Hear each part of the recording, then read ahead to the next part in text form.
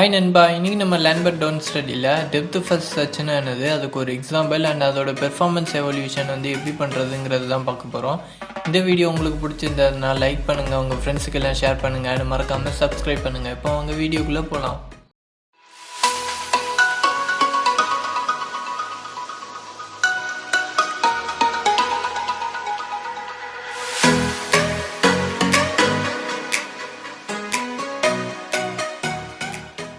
Okay, இப்போ நம்ம depth first சர்ச்சோட definition வந்து பார்ப்போம்.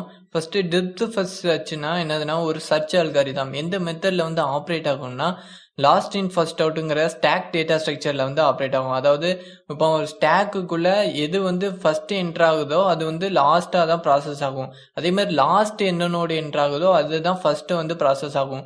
எக்ஸாம்பிள் சொல்லணும்னா, இப்போ ஒரு பாட்டில் எடுத்துக்கிறோம் அண்டு ஒரு பாக்கெட் ஃபுல்லாக சாக்லேட் எடுத்துக்கிறோம். இந்த பாக்கெட்டில் உள்ள சாக்லேட் எல்லாத்தையும் இந்த பாட்டிலில் வந்து நம்ம ஃபில்அப் பண்ணுறோம். ஃபர்ஸ்ட் என்னதுன்னா, பேக்கெட்லேருந்து ஃபர்ஸ்ட் விழுற சாக்லேட் எல்லாமே பாட்டிலோட பாட்டமுக்கு போயிடும்.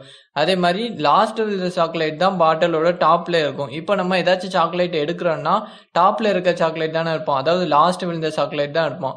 ஸோ இந்த பேசிஸ் தான் ஸ்டாக் டேட்டா ஸ்ட்ரக்சர்லயும் நடக்கும்.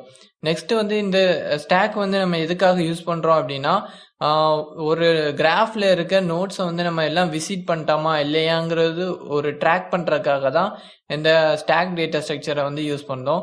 நெக்ஸ்ட் இந்த டெப்த் ஃபர்ஸ்ட் சர்ச்ங்கிறது வந்து எங்கெல்லாம் யூஸ் பண்றோம், எதுக்கெல்லாம் யூஸ் படுது அப்படின்னு சொல்லிட்டு பார்த்தோன்னா, ஒரு கிராஃப்ல வந்து எவ்வளோ சைக்கிள்ஸ் இருக்கா இல்லையா அப்படின்னு சொல்லி டிடெக்ட் பண்றதுக்கு, நெக்ஸ்ட் இந்த பாத்து வந்து ஃபைண்ட் அவுட் பண்றதுக்கு, என்னென்ன பாத்துலாம் இருக்கு கிராஃப் அப்படிங்கிறதுக்காக ஃபைண்ட் அவுட் பண்றதுக்கு, நெக்ஸ்ட் டோபாலஜிக்கல் சார்ட்டிங் இல்லையா அப்படின்னு சொல்லிட்டு பார்க்குறதுக்கு, அண்டு ஒரு கிராஃபில் வந்து அந்த கிராஃப் வந்து பைபார்ட்டி கிராஃபா இல்லையா அப்படின்னு சொல்லிட்டு பார்க்குறதுக்குலாம் இந்த டெப்த் ஃபர்ஸ்ட் சர்ச்சை வந்து யூஸ் பண்ணுறோம். ஓகே, இப்போ நம்ம டெப்த் ஃபர்ஸ்ட் சர்ச்சுக்கு வந்து ஒரு எக்ஸாம்பிள் வந்து பார்ப்போம். இப்போ இந்த மாதிரி ஒரு கிராஃபை வந்து எடுத்துக்கிறோம். இந்த கிராஃபை வந்து சால்வ் பண்ணுறதுக்கு நம்மளுக்கு என்னெல்லாம் தேவை அப்படின்னு சொல்லிட்டு பார்த்தோன்னா, ஒரு ஸ்டாக் ஸ்டேட்டஸும் ஒரு அவுட்புட் சீக்வன்ஸும் தேவைப்படுது. இந்த ஸ்டாக் ஸ்டேட்டஸ் வந்து எதுக்காக யூஸ் பண்ணுறோன்னா, எந்த நோட்ஸ்லாம் உள்ளே வருது, அதாவது ஸ்டாக்குக்குள்ளே வருது அப்படிங்கிறத வந்து ட்ரேஸ் அவுட் பண்ணுறதுக்காக யூஸ் பண்ணுறோம். அதே மாதிரி எந்த நோடு வந்து பாட்டமில் இருக்குது, எந்தெந்த நோட்ஸ்லாம் டாப்பில் இருக்குது அப்படிங்கிறத பார்க்குறதுக்காகவும் இந்த ஸ்டாக் டேட்டஸ் தான் யூஸ் பண்ணுது. அதுக்கப்புறம் இந்த அவுட்புட் சீக்வன்ஸ் வந்து எதுக்கு யூஸ் பண்ணுதுன்னா, நம்ம வந்து அல்காரிதத்தை வந்து எந்த சீக்வன்ஸில் வந்து சால்வ் பண்ணிட்டு போகிறோங்கிறத வந்து ட்ரேஸ் பண்ணுறதுக்காக தான் இந்த அவுட்புட் சீக்வன்ஸ் யூஸ் பண்ணுது. அதே மாதிரி இந்த அவுட்புட் சீக்வன்ஸில் கிடைக்கிற அவுட்புட் தான் நம்மளோட ஃபைனல் அவுட்புட்டாகவும் இருக்கும். ஓகே, இப்போ நம்ம வந்து ஸ்டெப் 1 வந்து பார்ப்போம். இப்போ இந்த கிராஃபில் வந்து எது வந்து ஸ்டார்டிங் நோடு, எது வந்து கோல் நோடு அப்படிங்கிற மாதிரி எந்த டீட்டெயில்ஸுமே கொடுக்கவே இல்லை. ஸோ நம்மளா ஏதாச்சும் ஒரு நோடை வந்து இதான் ஸ்டார்டிங் நோடு அப்படின்னு சொல்லிட்டு கன்சிடர் பண்ணிட்டு அதுலேருந்து ப்ராப்ளத்தை சால்வ் பண்ண ஆரம்பிக்கலாம். இப்போ நான் ஃபஸ்ட்டு எதை ஸ்டார்டிங் நோட இங்கே கன்சிடர் பண்ண போகிறேன்னா, ஏ வந்து இங்கே ஸ்டார்டிங் நோட நான் வச்சுக்கிறேன். ஸோ ஏலேருந்து தான் நம்ம இப்போ ப்ராசஸை ஸ்டார்ட் பண்ண போகிறோம். இப்போ ஃபஸ்ட்டு ஏங்கிறத வந்து மார்க் பண்ணியாச்சு. ஒன்ஸ் ஏங்கிறத மார்க் பண்ணக்கப்புறம் அதை வந்து ஸ்டாக் ஸ்டேட்டஸ்லையும் அவுட்புட் சீக்வன்ஸ்லையும் இப்போ என்ட்ரு பண்ண போகிறோம். இப்போ ஸ்டாக் ஸ்டேட்டஸில் என்ட்ரு பண்ணியாச்சு, அதே மாதிரி அவுட்புட் சீக்வன்ஸ்லையும் என்ட்ரு பண்ணியாச்சு. இப்போ ஸ்டெப் 2 வந்து பார்ப்போம். இப்போ ஸ்டெப் 2ல வந்து என்ன பண்ண போறேன்னா, டாப் ஆஃப் த ஸ்டாக்ல என்ன நோடு இருக்கோ அதோட அட்ஜசன்ட் அன்விசிட்டட் நோடு எது இருக்குன்னு பார்க்கணும். நோடு மட்டும் தான், நோட்ஸ் கிடையாது. ஒரு நோடு மட்டும் தான் பார்க்கணும். அதே மாதிரி ஸ்டாக் ஸ்டேட்டஸ்குள்ள என்ட்ரு பண்ணும்போது ஒவ்வொரு நோடா தான் இப்போ நம்ம என்ட்ரு பண்ண போறோம். இப்போ இந்த டாப் ஆஃப் த ஸ்டாக்ல என்னது இருக்குன்னு பார்த்தோன்னா ஏ இருக்கு. இந்த ஏவோட அட்ஜசன்ட் அன்விசிட்டட் நோட்ஸ் என்னெல்லாம் இருக்குன்னு பார்த்தோன்னா பியும் எஸ்ஸும் இருக்கு.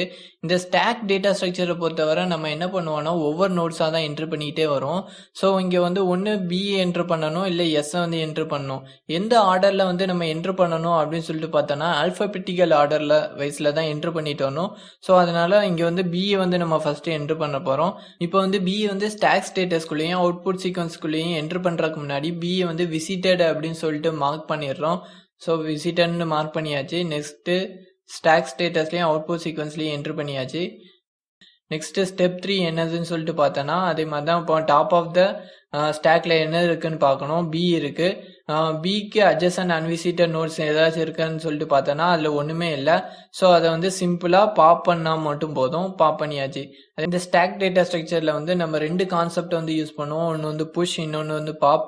ஏதாச்சும் ஒரு நோடு வந்து ஸ்டாக்குள்ளே என்ட்ரு பண்ணுறோம் அப்படிங்கிற மீனிங்கை தான் நம்ம புஷ் அப்படின்னு சொல்லி சொல்லுவோம். அதே மாதிரி அந்த ஸ்டாக்லேருந்து அந்த நோடை வந்து வெளியே எடுத்தோன்னா அதை வந்து பாப் அப்படின்னு சொல்லி சொல்லுவோம். இப்போ வந்து ஸ்டெப் 4. இப்போ டாப் ஆஃப் த ஸ்டாக்ல என்னது இருக்குன்னு பார்த்தோன்னா ஏ தான் இருக்கு. இப்போ ஏவோட அட்ஜசன்ட் அன்விசிட்டட் நோட்ஸ் என்னெல்லாம் இருக்குன்னு பார்த்தோன்னா எஸ் மட்டும் தான் இருக்கு. ஸோ எஸ்ஸை வந்து நம்ம ஸ்டாக் ஸ்டேட்டஸ்குள்ளேயும் அவுட்புட் சீக்வன்ஸ்லையும் என்ட்ரு பண்ண போகிறோம். என்ட்ரு பண்ணுறதுக்கு முன்னாடி அதை வந்து விசிட்டர்னு சொல்லிட்டு மார்க் பண்ணியாச்சு. அதே மாதிரி ஸ்டாக் ஸ்டேட்டஸ்லையும் அவுட்புட் சீக்வன்ஸ்லையும் என்ட்ரு பண்ணிட்டோம். Next step 5. இப்போ டாப் ஆஃப் த ஸ்டாக் என்னது இருக்குன்னு சொல்லிட்டு பார்த்தோன்னா எஸ் இருக்கு. எஸ்ஸோட அட்ஜசன்ட் அன்விசிட்டட் நோட்ஸ் என்னதெல்லாம் இருக்குன்னு பார்த்தோன்னா சியும் ஜியும் இருக்கு. ஆல்ஃபபெட்டிக்கல் ஆர்டர் படி இப்போ நம்ம ஃபர்ஸ்ட் சிஏ தான் என்ட்ரு பண்ண போகிறோம். ஸோ என்ட்ரு பண்ணுறதுக்கு முன்னாடி அதை விசிட்டட்னு சொல்லி மார்க் பண்ணியாச்சு. நெக்ஸ்ட் வந்து அதை வந்து ஸ்டாக் ஸ்டேட்டஸ்லையும் அவுட்புட் சீக்வன்ஸ்லையும் என்ட்ரு பண்ணிட்டோம். இப்போ ஸ்டெப் 6ன்னு பார்த்தோன்னா டாப் ஆஃப் த ஸ்டாக்ல என்னது இருக்கு, சி இருக்கு. சியோட அட்ஜசன்ட் அன்விசிட்டட் நோட்ஸ் என்னெல்லாம் இருக்குன்னு பார்த்தோன்னா டிஇஎஃப். இப்போ ஆல்ஃபபெட்டிக்கல் ஆர்டர் படி டிஏ தான் என்ட்ரு பண்ண போகிறோம். ஸோ டிஏ என்ட்ரு பண்ணுறதுக்கு முன்னாடி விசிட்டட்னு சொல்லிட்டு மார்க் பண்ணியாச்சு. நெக்ஸ்ட் அதை வந்து ஸ்டாக் ஸ்டேட்டஸ்லையும் அவுட்புட் சீக்வன்ஸ்லையும் என்ட்ரு பண்ணிட்டோம். இப்போ ஸ்டெப் 7. இப்போ ஸ்டெப் 7 பார்க்கும்போது டாப் ஆஃப் த ஸ்டாக்ல என்னது இருக்குன்னா டி இருக்கு. டியோட அட்ஜசன்ட் அன்விசிட்டட் நோட்ஸ் எதுவுமே இல்லை. ஸோ அதை வந்து சிம்பிளாக ஸ்டாக்லேருந்து பாப் மட்டும் பண்ணி விட்டுறதும். பாப் பண்ணியாச்சு. Next step 8. ஸ்டெப் 8ல வந்து இப்போ டாப் ஆஃப் த ஸ்டாக் என்னது இருக்குன்னு பார்த்தோன்னா சி இருக்கு. சியோட அட்ஜசன்ட் அன்விசிட்டட் நோட்ஸ் என்னெல்லாம் இருக்குன்னு பார்த்தோன்னா இயும் எஃப். ஆல்ஃபபெட்டிக்கல் ஆர்டர் படி இப்போ இயை வந்து என்ட்ரு பண்ண போகிறோம். என்ட்ரு பண்ணுறதுக்கு முன்னாடி அதை விசிட்டட்னு சொல்லிட்டு மார்க் பண்ணிட்டோம். இப்போ ஸ்டாக் ஸ்டேட்டஸ்லையும் அவுட்புட் சீக்வன்ஸ்லையும் இஏ என்ட்ரு பண்ணியாச்சு. Next step 9. ஸ்டெப் 9ல டாப் ஆஃப் த ஸ்டாக் என்னது இருக்குன்னு பார்த்தோன்னா இ இருக்கு. இயோட அட்ஜசன்ட் அன்விசிட்டட் நோட்ஸ் என்னெல்லாம் இருக்குன்னு பார்த்தோன்னா ஹெச் மட்டும் தான் இருக்கு. ஸோ ஹெச்சை வந்து என்ட்ரு பண்ண போகிறோம். என்ட்ரு பண்ணுறதுக்கு முன்னாடி விசிட்டர்னு சொல்லிட்டு மார்க் பண்ணியாச்சு. இப்போ ஸ்டாக் ஸ்டேட்டஸ்லையும் அவுட்புட் சீக்வன்ஸ்லையும் ஹெச்சை என்ட்ரு பண்ணிட்டோம். Next step 10. இப்போ டாப் ஆஃப் த ஸ்டாக் என்னது இருக்குன்னு பார்த்தோன்னா ஹெச் இருக்கு. ஹெச்சோட அட்ஜசன்ட் அன்விசிட்டட் நோட்ஸ் என்னெல்லாம் இருக்குன்னு பார்த்தோன்னா ஜி மட்டும் தான் இருக்கு. ஸோ ஜியை வந்து என்ட்ரு பண்ண போகிறோம். ஜி என்ட்ரு பண்ணுறதுக்கு முன்னாடி அது விசிட்டர்னு சொல்லிட்டு மார்க் பண்ணியாச்சு.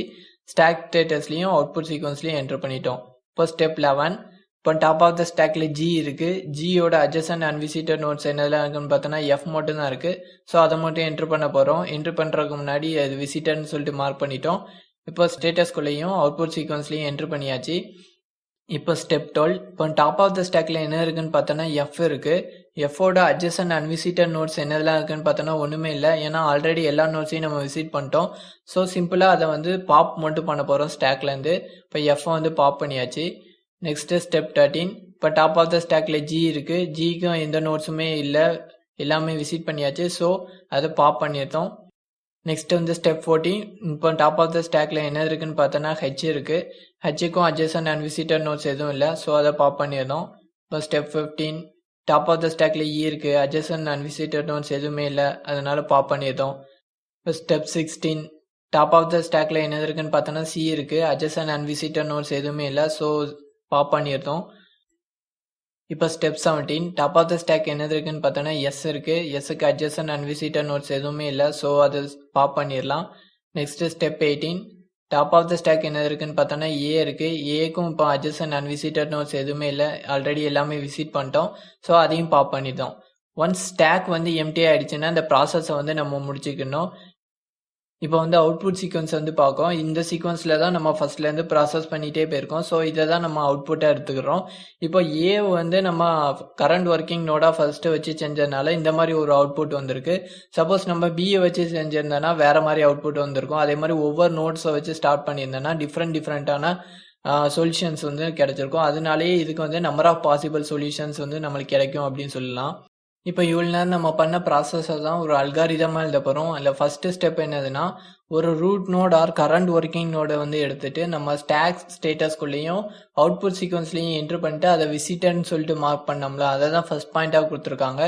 நெக்ஸ்ட் பாயிண்ட் என்னதுன்னா அந்த டாப் ஆஃப் த ஸ்டாக்ல இருக்கிற நோடுக்கு வந்து அட்ஜசன்ட் அன்விசிட்டட் நோடு கண்டுபிடிச்சி அதை வந்து ஸ்டாக் உள்ள புஷ் பண்ணோம்ல, அதை தான் கொடுத்துருக்காங்க. அதே மாதிரி என்ன ஆர்டர்ல வந்து நம்ம அதை புஷ் பண்ணணும்னா ஆல்பபெட்டிக்கல் ஆர்டர்ல தான் புஷ் பண்ணணும். அதை தான் இங்கே செகண்ட் பாயிண்டா கொடுத்துருக்காங்க. இப்போ தேர்ட் பாயிண்ட் என்ன கொடுத்துருக்காங்கன்னு பார்த்தோன்னா ஸ்டாக் டேட்டா ஸ்ட்ரக்சரை பொறுத்தவரை ஒன் டைமுக்கு ஒரு நோடை தான் நம்ம ஸ்டாக்குள்ளே புஷ் பண்ணோம். ஆனால் கியூ டேட்டா ஸ்ட்ரக்சர்னு சொல்லிட்டு நம்ம எடுத்துக்கிட்டோன்னா அட்ஜசன்ட் அன்விசிட்டட் நோட்ஸ் என்னதெல்லாம் இருக்கோ அது எல்லாத்தையுமே அல்பபெட்டிக்கல் ஆர்டரில் நம்ம ஒன் டைமில் மொத்தமாக என்ட்ரு பண்ணிடுவோம். ஆனால் ஸ்டாக் டேட்டா ஸ்ட்ரக்சரில் வந்து அப்படி பண்ணக்கூடாது, ஒரு நோடு மட்டும் தான் என்ட்ரு பண்ணணும். நெக்ஸ்ட் பாயிண்ட் வந்து என்னதுன்னா இப்போ top of the stack adjacent unvisited nodes எதுவுமே இல்லைன்னா அதை வந்து சிம்பிளாக ஸ்டாக்லேருந்து நம்ம பாப் பண்ணி மட்டும் விட்டோம்ல, அதை தான் இங்கே ஃபோர்த் பாயிண்டாக கொடுத்துருக்காங்க. நெக்ஸ்ட் லாஸ்ட் 2 பாயிண்ட்ஸ் வந்து என்னதுன்னா, இந்த ஸ்டாக் வந்து எம்டி ஆகிற வர இந்த ப்ராசஸ் வந்து நம்ம திருப்பி திருப்பி பண்ணிக்கிட்டே இருக்கோம். ஒன்ஸ் இந்த ஸ்டாக் வந்து எம்டி ஆயிடுச்சுன்னா நம்ம எல்லா ப்ராசஸையும் ஸ்டாப் பண்ணிடணும். அதை தான் லாஸ்ட் 2 பாயிண்டாக கொடுத்துருக்காங்க. இப்போ நம்ம டெப்த் ஃபர்ஸ்ட் சர்ச்சோட பெர்ஃபார்மன்ஸ் வந்து எவாலுவேட் பண்ண போகிறோம். ஃபர்ஸ்ட் வந்து என்னதுன்னா கம்ப்ளீட்னஸ், இது வந்து கம்ப்ளீட்டா இல்லையா அப்படின்னு சொல்லிட்டு பார்த்தோன்னா டெப்த் ஃபர்ஸ்ட் சர்ச் வந்து சொல்யூஷன் கொடுக்கு. ஸோ இதை வந்து நம்ம கம்ப்ளீட் அப்படின்னு சொல்லிடலாம். நெக்ஸ்ட் வந்து ஆப்டிமலிட்டி, இதை வந்து ஆப்டிமல் சொல்யூஷன் கொடுக்குமா இல்லையா அப்படின்னு சொல்லிட்டு பார்த்தோன்னா ஒன்ஸ் இந்த டெப்த் ஃபர்ஸ்ட் சர்ச்சில் இருக்கிற நோட்ஸ் எல்லாத்துக்குமே same path cost or same weightage இருந்தால் மட்டும்தான் இதால ஆப்டிமல் சொல்யூஷன் கொடுக்க முடியும். நெக்ஸ்ட் வந்து டைம் காம்ப்ளெக்சிட்டி. ஒரு அல்காரிதம் வந்து ஒரு ப்ராப்ளத்தை வந்து சால்வ் பண்ணுறதுக்கு எவ்வளோ டைம் எடுக்குங்கிறது பார்க்குறது தான் டைம் காம்ப்ளெக்சிட்டி. இந்த டெப்த் ஃபர்ஸ்ட் சர்ச்சோட டைம் காம்ப்ளெக்சிட்டியோட ஃபார்முலா என்னதுன்னா order of B power D. இங்கே பி வந்து என்னதுன்னா பிரான்ச்சிங் ஃபேக்டர், அதாவது ஒரு கிராஃபில் வந்து எவ்வளோ நம்பர் ஆஃப் நோட்ஸ் இருக்குங்கிறது கொடுக்கறது தான் பி. அதே மாதிரி டிங்கிறது வந்து டெப்த்து, ஒரு கிராஃபில் வந்து எவ்வளோ பிரான்ச்சஸாக பிரிஞ்சு போயிருக்கு ஆர் எவ்வளோ லெவல்ஸாக வந்து அந்த கிராஃப் வந்து இருக்குங்கிறது கொடுக்கறது தான் டி. இப்போ நெக்ஸ்ட் வந்து பார்த்தோன்னா ஸ்பேஸ் காம்ப்ளெக்சிட்டி. ஸ்பேஸ் காம்ப்ளெக்சிட்டி வந்து பார்த்தோன்னா ஒரு அல்காரிதம் சால்வ் பண்ணும்போது எவ்வளோ ஸ்பேஸ் வந்து கன்சப்ஷன் பண்ணும் அப்படிங்கிற பார்க்குறது தான் ஸ்பேஸ் காம்ப்ளெக்சிட்டி. இங்கே டெப்த் ஃபர்ஸ்ட் சர்ச்சோட ஸ்பேஸ் காம்ப்ளெக்சிட்டி ஃபார்முலா என்னன்னா order of B into D. இதோட டெப்த் ஃபர்ஸ்ட் சர்ச் வந்து முடிஞ்சிடுச்சு. அன்இன்ஃபார்ம் சர்ச் ஸ்ட்ராட்டஜியோட அடுத்த மெத்தட் என்னதுன்னு சொல்லிட்டு பார்த்தோன்னா டெப்த் லிமிட்டட் சர்ச். அதை வந்து நம்ம நெக்ஸ்ட் வீடியோவில் வந்து பார்ப்போம். இதுக்கு முன்னாடி பிரெத் ஃபர்ஸ்ட் சர்ச் அல்காரிதத்தை பற்றி பார்த்துருந்தோம். அதை நீங்கள் ஒன்றும் பார்க்கலன்னா கீழே டிஸ்கிரிப்ஷனில் லிங்க் கொடுத்துருக்கேன், அதையும் போய் பாருங்கள். அண்ட் தேங்க்யூ ஃபார் வாட்சிங் திஸ்.